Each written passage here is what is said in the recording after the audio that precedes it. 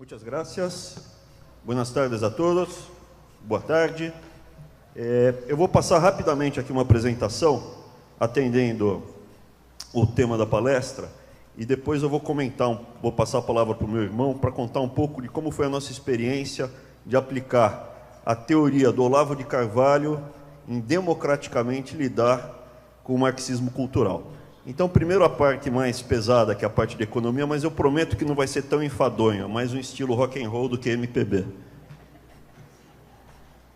Primeiro, objetivo, responder duas questões. Aonde o Brasil estará em 2050? O economista sem a sua bola de cristal, mas eu vou dar minha projeção e eu aposto que eu vou ganhar. A segunda, como será a trilha que a gente percorrerá até lá? Onde Brasil vai estar em 2050 e como será o rumbo, o sendero que Brasil será hasta chegarmos allá? Bueno, para responder essa pergunta, primeiro eu vou fazer um pequeno introito de como foi o background cultural para a gente chegar aqui nessa resposta. Eu sou economista de formação, então eu tive que ler o Weber, Max Weber, que principalmente a ética protestante. Então eu tenho essa coisa na cabeça. E alguns anos atrás, o Samuel Huntington, em 1993, ele escreveu um artigo, Clash of Civilizations, Choque de Civilizações, respondendo ao Fukuyama. Caiu o muro de Berlim. Vocês lembram que caiu o muro de Berlim? As moças não, porque elas não têm essa idade, perfeito? Só os marmanjos. Então as moças não sabem, mas quando caiu o muro de Berlim, teve um monte de goiaba que falou, não, o comunismo acabou. Agora podemos ficar tranquilos. Agora que o Jair Bolsonaro ganhou, o PT está derrotado. Podemos ficar tranquilos. Não podemos. Essa turma vai voltar para casa. Eles são inteligentes. O meu inimigo é igual ou mais forte do que eu. Senão eu sou um trouxa e não consegui derrotar o meu inimigo.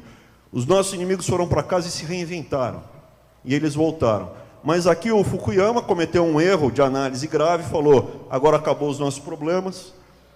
E o Samuel Huntington falou, não, vai voltar a ter problema no mundo. Ele falou o seguinte,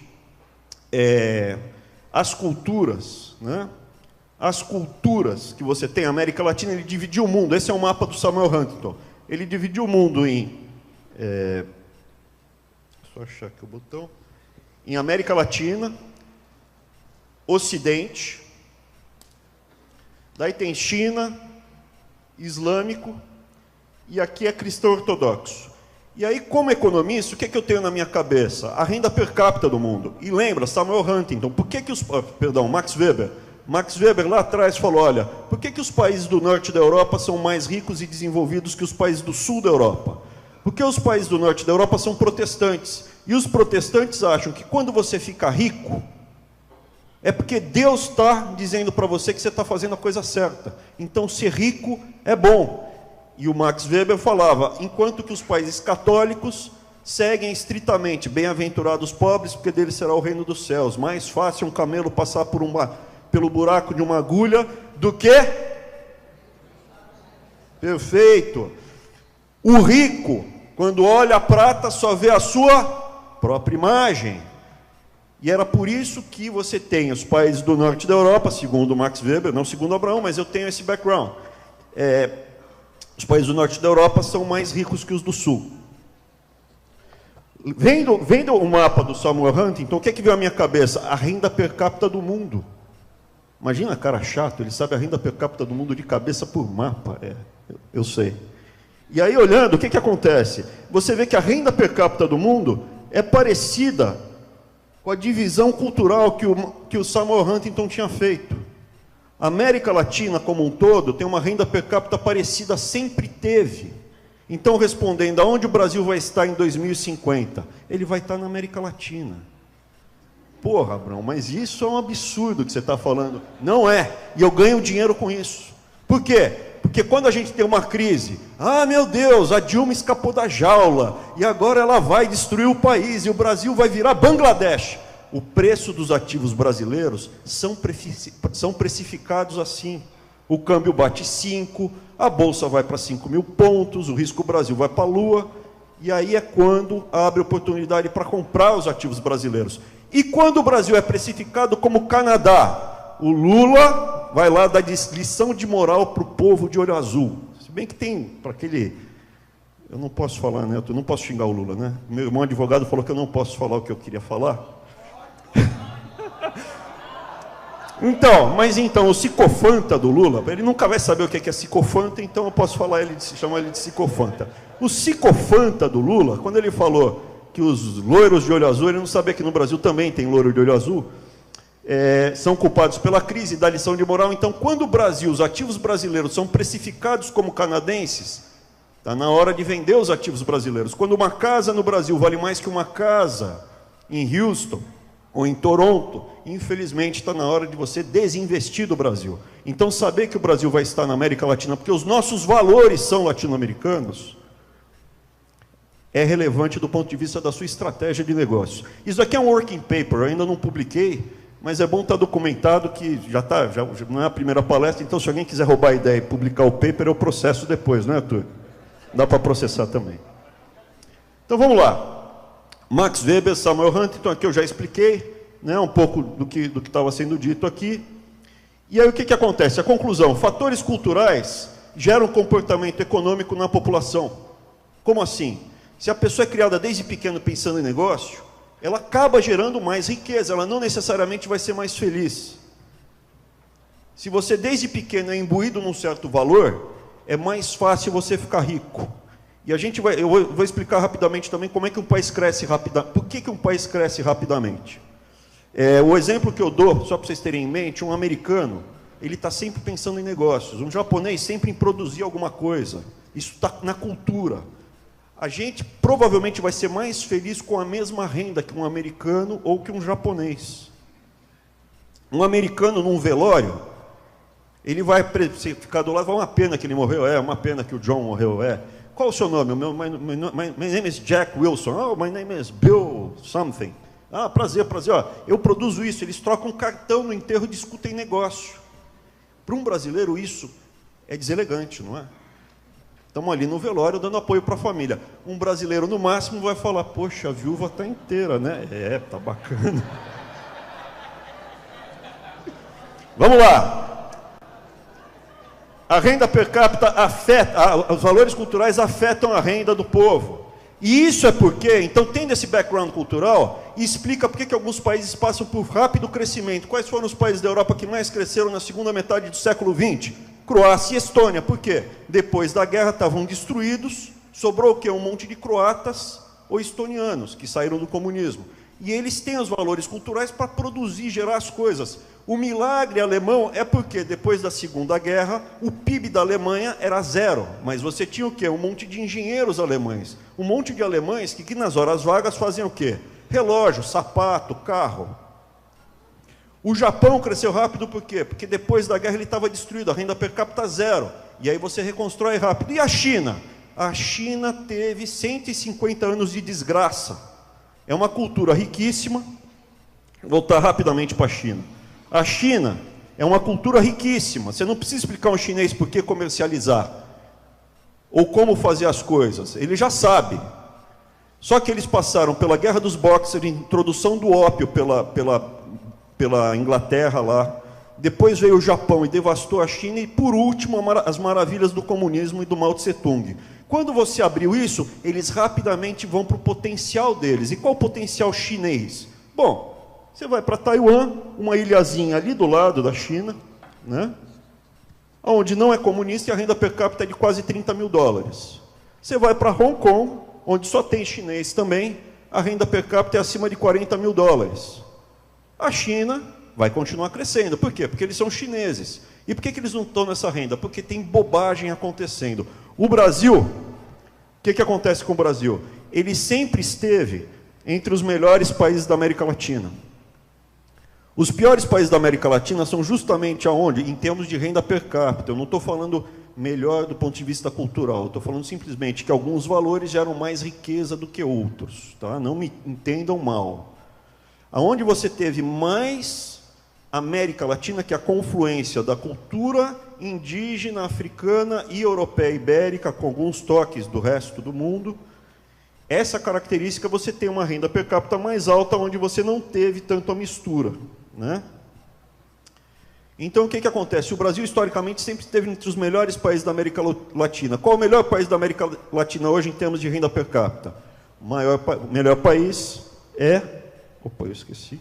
O maior país é o Chile, porque tomou as decisões corretas que permitiram bater no topo.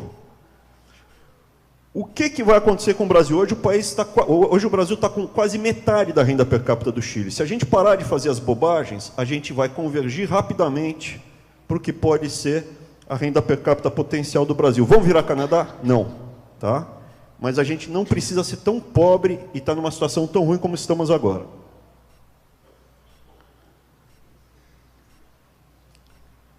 Diferença cultural, assim, uma outra coisa, a gente sempre andou junto, né? A América Latina sempre passa por essas razões culturais: ditadura, redemocratização, privatização, abertura, movimentos de esquerda, flexibilização desses movimentos de esquerda no pêndulo. A gente sempre andou junto. Alguns países na frente, alguns países mais atrasados. Colômbia estava numa situação muito ruim. Venceu a Farc, está crescendo rapidamente, indo para o seu potencial. Quer saber qual vai ser o tigre da América Latina? Vai ser Cuba, que era o país mais rico, com a menor taxa de mortalidade infantil, até o comunismo chegar lá. Tirou, fica a 100 quilômetros de Miami, tirou o comunismo de lá. Vai ser uma riqueza boçal. Aonde vai bater? Uma renda per capita de 25 mil dólares. Vai ser igual a americana? Não, mas vai ser rico como 25 mil dólares. Então, onde o Brasil vai estar? Na América Latina, vai ter uma renda per capita média alta, valores atuais como de 15 a 20 mil dólares. O Brasil será grau de investimento, será um dos países relativamente mais estáveis do mundo. Isso é importante. O mundo está indo para uma situação de muita volatilidade. A América Latina, se a gente vencer o desafio do comunismo e não deixar entrar outras pressões como o terrorismo islâmico, etc., a gente tem tudo para ser uma das regiões mais estáveis do mundo. O Brasil, além de estabilizar a si mesmo, ele pode estabilizar toda a região. Existe o plano hoje aberto de, com a grana roubada no Brasil, interferir nos países vizinhos, como a Rússia interferia nos países da União Soviética, que faziam um grande bloco. Isso é aberto, declarado. O Brasil não vai ser tão rico, nem tão estável quanto o Canadá, mas pode ser um país muito bom para a gente viver e criar nossos filhos. E aqui falando, né, Europa, você tem riscos de balcanização, você tem a desestabilização. Essa apresentação é antiga, eu falo a mesma coisa há bastante tempo. Não é que agora estão colocando fogo em Paris, que é novidade. Países periféricos perdem protagonismo, né? Enfim. Vetores mundiais, já falei. Revolução tecnológica, eu acho que foi abordado bem na parte da manhã. Risco da dinâmica populacional e mudanças geopolíticas. Isso seria para uma apresentação mais longa. Seria só para vocês terem em mente que o Brasil, se a gente conseguir atacar os principais problemas dele, o nosso potencial de crescer e convergir rapidamente é muito alto. Para isso, a gente precisa ter um governo do Jair Bolsonaro estável, né? Então, aqui vem do potencial. Historicamente, esse é o crescimento que a gente tem, alguns anos acima da média, abaixo da média. Hoje a gente está muito abaixo da média. Parando de fazer bobagem, a gente pode convergir rapidamente para o nosso potencial.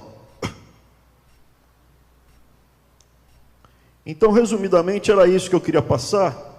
Eu vou passar a palavra para o meu irmão, porque eu acho que um pouco da contribuição que a gente pode dar também é como vencer o marxismo cultural nas universidades. Para quem não conhece, o nosso caso está relativamente bem documentado. Eu e ele, há uns 2 anos atrás, começamos a ajudar o Jair Bolsonaro, o Nix Lorenzoni, o próprio Duda a gente conheceu. Quando a gente saiu do armário no texto do Banco Central Independente, a gente começou a ser... Um pouco antes. A gente começou a ser caçado quando eles descobriram que a gente estava junto, dando apoio. E meu irmão vai contar um pouco dessa história.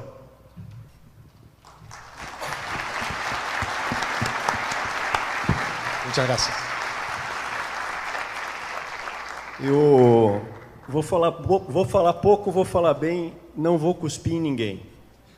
E boa tarde a todos, é uma honra estar aqui, já falei isso de manhã. A gente sabe o momento histórico que estamos vivendo, a gente tem a noção do que é isso daqui. E falando de economia, o meu amigo Francisco Letúria disse, pô, mas direito, o que você está fazendo aí? Primeiro, eu sou advogado, ninguém é perfeito, eu falo isso aí. Mas eu saí da advocacia, eu fui mais para a área de ciências atuariais. Existe uma coisa que se chama Law and Economics. E na universidade, eu não acreditei. Quando eu estava na Unifesp, na USP eu comecei a ver. Eu já vi isso acontecendo, mas começarem a negar a matemática. Quando eu lia George Orwell, eu falava, nossa, esse cara sacou, esse cara descobriu o segredo de tudo. O George Orwell, ele dizia, eu li recentemente a biografia dele, ele falava assim, enquanto 2 mais 2 forem 4, a minha liberdade está garantida. E o que os comunistas e socialistas fazem? Eles desconsideram, o Brasil paralelo passou aqui. Agora, o Max Horkheimer, os alunos vieram falar, olha, professor, estão dizendo aí que a matemática está a serviço do capitalismo, que a ciência é burguesa. Eu falei, mas não é possível, cara. Então a gente, assim, deixa passar, isso aí é palhaço, isso é palhaço. Na faculdade, lá na USP, eu tinha amigos lá, coleguinhas, que falavam assim, eu não aprendo francês, eu não aprendo inglês, porque é língua de imperialista, eu aprendo francês. Eu falava, esse cara está fora do jogo. Esse cara está fora do jogo. Eles foram para Brasília, ficaram ricos. Esses aí. Então, a coisa é séria, ela existe, e eu lembro quando caiu o Muro de Berlim, a gente pensou assim, puxa vida, agora acabou, né? Acabou isso aí. Não tem mais comunismo. Eles se reinventam e já estão reinventando. A gente estava na madraça dos comunistas, que é a universidade. Então, tem 2 professores que ousaram dar apoio científico ao Jair Bolsonaro, faz quase 2 anos. E de 2.000 professores, eu e ele fomos os únicos. Nenhum outro colega deu apoio para a gente, com medo. O cara vinha, não, eu acho que vocês estão fazendo, é muito... Pô, então vamos aparecer com a gente, cara. Não, depois vamos ser perseguidos que nem vocês. Ameaça de morte, processo sigiloso, carro riscado. Falaram que iam jogar tijolo por trás da nossa cabeça. Imagina você ir dar aula assim. Pode fazer, cara, couro grosso. Aí, chega na universidade e fala, olha, Law and Economics, os caras que ensinam Law and Economics falam assim, não existe matemática para a Previdência.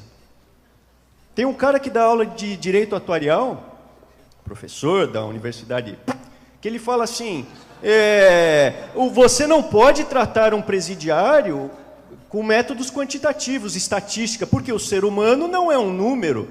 Então tira o CPF desse cara, fala para ele se virar sem número na vida dele. Agora, é um método, porque se você tira a matemática, você tira o critério. E aí você escraviza mais fácil. Então, aonde que o George Orwell, aliás, chamava Arthur. George Orwell é um pseudônimo. Aonde que ele foi até um ponto. Agora, a gente tem novos nomes aí, que estão sacando. Olavo de Carvalho, Jair Bolsonaro, Eduardo Bolsonaro, Carlos Bolsonaro, Flávio Bolsonaro. Esses caras foram estertores, a gente tem que reconhecer. E aí o que acontece? Existe uma linguagem. A gente começou a ver, a gente tentava dialogar. Então cara, mas tem problema na Previdência, existe demografia. Existe pirâmide demográfica? Como é que você fala? Tem um monte de a população está envelhecendo e tem poucas crianças? Não. Se houver um déficit na Previdência, esse déficit é social, então pode explodir a Previdência. Como se não houvesse consequência, inflação, as nossas vidas. O resultado desta porcaria, a gente está vivendo na pele. Essa falta de critério estourou. As pedaladas foram previdenciárias, inclusive. E aí, qual foi a estratégia que a gente descobriu? A estratégia quem descobriu não fomos eu nem o meu irmão. A estratégia quem descobriu, Olavo de Carvalho, Jair Bolsonaro, o Duda, o Carluxo, o Flávio. É o seguinte, o comunista, ele te xinga, ele te chama de fascista, você fala, olha, a técnica é essa, os números, aí ele fala, seu fascista. E aí você fala, não, mas eu não sou fascista. Então você é racista. E eu sou racista, eu sou descendente de africano. Você é um nojento, você é um misógino. E aí você fica se defendendo. Então, quando um comunista ou socialista, o socialista, ele é a AIDS, o comunista é a doença oportunista. Então, quando um comunista ou socialista...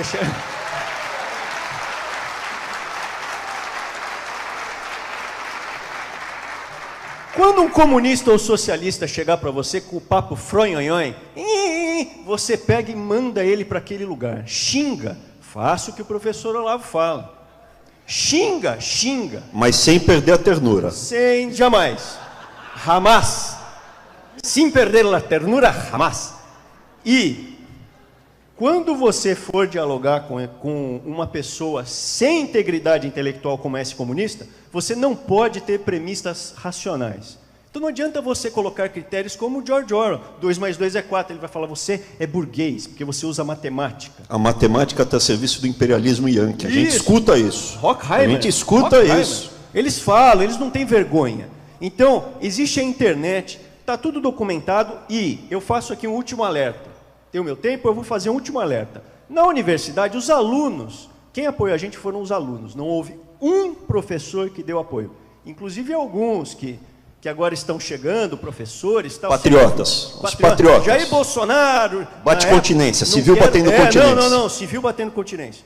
Os alunos chegaram, professor, eles estão falando do Schumpeter, os comunistas, os professores comunistas, que eles sabem tomar conta, eles entram nos colegiados, eles contratam professores, eles vão tomando conta. Não se iludam. Professores estão citando o Schumpeter, porque o Schumpeter é a teoria econômica, a destruição construtiva. Cara, eles já estão se reinventando. Enquanto nós estamos aqui, eles já estão se reinventando com salários, eles têm salários de universidade, eles aparelham, eles fazem reunião, cara. Eu fui coordenador do curso de Ciências Atuariais. Cara, eram reuniões de 6, 7 horas, até você falar, chega, eu não aguento. Aí quando você sai, eles fazem a votação e ganham. Estou falando sério. É sério isso, gente. Não é piada. Não estou zoando, não. Eles têm técnica de ganhar essa brincadeira.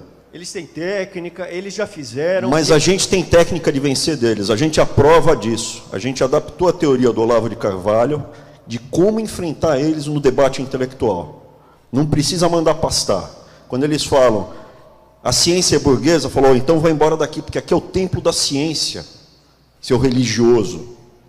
É uma religião sem Deus. Esses caras são... E a grande salvação do Brasil... O Brasil é a salvação do mundo. Assim. A gente teve uma onda evangélica...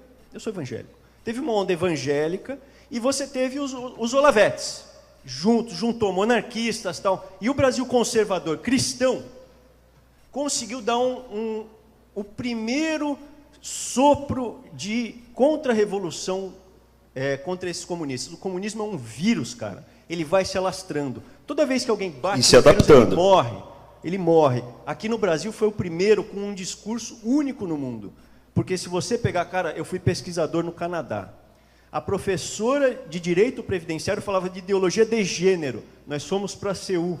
O professor de Direito Previdenciário da Universidade de Seul fala de ideologia de gênero. De Direito Previdenciário. Cara, é no mundo, não pense, eu vou emigrar para o Canadá se o Brasil virar Venezuela. Vão te pegar, cara. Vão te pegar, não tem para onde fugir. They are going to ring your bell, your front door bell. Não se iludam, não se iludam. Essa briga tem que ser lutada aqui.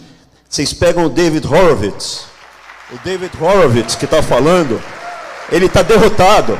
Não tem um professor americano para contar a história que nós dois estamos contando aqui. 2.000 professores, 1.000 pelo menos, querendo pegar a gente. A universidade, em 2014, fazia panfletagem explícita com e-mails. Nessa última eleição, todo mundo com o rabo no meio das pernas, com medinho. E agora estão, assim, ainda estão dando tapa na gente, mas está menos, estão com medo. Dá para ganhar deles. Olavo de Carvalho adaptado. Uma última coisa. Na universidade, não pense... Eu não sei, pegou. Em Harvard, eu vou dizer para vocês também, ó, porque você fala Harvard. Cara, eu fui para lá em 2003, faz tempo, eu estava terminando o doutorado.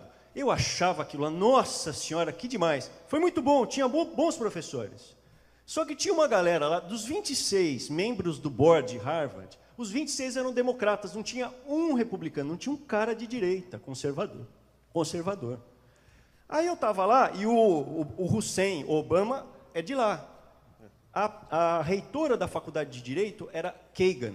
E ia ter uma reunião com ela, eu fui ver a tese dela, para ter o que falar. A tese dela era o socialismo em Nova York. E lá, socialismo é comunismo. Essa Kagan virou ministra da Suprema Corte Americana, indicada pelo Obama. Então, assim, não se iludam, a coisa é séria. A utilização de tribunal superior... Olavo já falou, tribunal superior no mundo para tomar conta né, a via rápida, Olavo de Carvalho disse, a via rápida para eles dominarem não é mais, é Tribunal Suprema Corte. Eles estão se reinventando. Estão se reinventando. Deixa eu passar só rapidamente, sessão bônus, rapidamente antes de terminar, como é que a gente ganha essa batalha? Não sendo chato, primeira coisa. A gente não é conservador, significa que eu ando de Del Rey e de terno velho. A gente tem que ser mais engraçado que os comunistas, a gente tem que ganhar a juventude. Como é que você ganha a juventude? Com humor e inteligência. A minha aula de microeconomia, isso daqui é só para dar um exemplo. Eu mostro as marcas, como é que você faz diferenciação, como é que você agrega valor, e aí eu ponho o meu garoto propaganda que só usa roupa de grife. Quem é o meu garoto propaganda é o Fidel Castro, playboy, gosta de roupa de grife. Porque um macacão com uma marca chique vale mais do que um macacão comprado na 25 de março sem marca. Então eu explico para eles isso. E mostro que o Fidel Castro gosta tudo Lacoste, Puma, Nike, Adidas. A segunda forma, relógio. Por que o relógio do Jair Bolsonaro vale R$20, o do meu irmão vale 40, o meu vale menos que um Rolex, e o Rolex custa, aí eu mostro, $20 mil. Aí eu mostro o Rolex que o Fidel Castro estava usando, né, que é um Submariner com data. Né? Ou ele usava também um Datejust, que é outro Rolex que vale $8 mil. Ou, no caso, o babaca usava 2 relógios ao mesmo tempo, para mostrar que ele era rico, né? Está aqui. E as pessoas não acreditam, só quando vem o Fidel Castro usa Rolex. Não, ele usa 2 Rolex. Já o Che Guevara, ele usava só um Rolex No Date, que é bem mais barato, uns $6 mil. E aí mostrando mais fotos do playboy Fidel Castro. Outro exemplo, depois que termina a aula, sessão bônus, quem quiser fica, quem não quiser vai embora. Adivinha quem é? Frases famosas. Fiquei do lado da Socorro, uma negrinha de 16 anos, segundo palavras da pessoa, mais puta que uma galinha, eu jamais falaria isso, só estou... Nós faremos por negros e mulatos exatamente o que eles fizeram por nós, ou seja, nada. Negro indolente. Eu passo isso... depois que termina a aula, mas para os alunos que quiserem. Né? Tenho que confessar que eu adoro matar, papai. Os jovens devem aprender a agir em massa. Criminoso é pensar como indivíduo. Não precisa de imprensa, tem que acabar com jornais, etc. Vocês já sabem quem é. É o Che Guevara. Por que está aqui no talento? É o Che Guevara, sem perder a ternura. Aí o pessoal fica chocado. E vocês, acham que era só ele? Daí eu passo também o Karl Marx falando mal de negro, falando mal de povos inferiores, o Trotsky falando em matar, o Lenin falando em matar. E aí, quebrando. Para fechar, o que eu mostro? Eu mostro essa foto.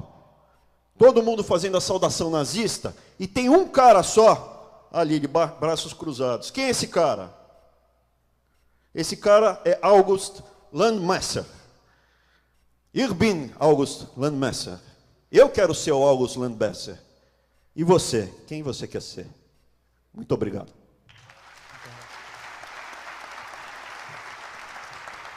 Muchas gracias. Gracias.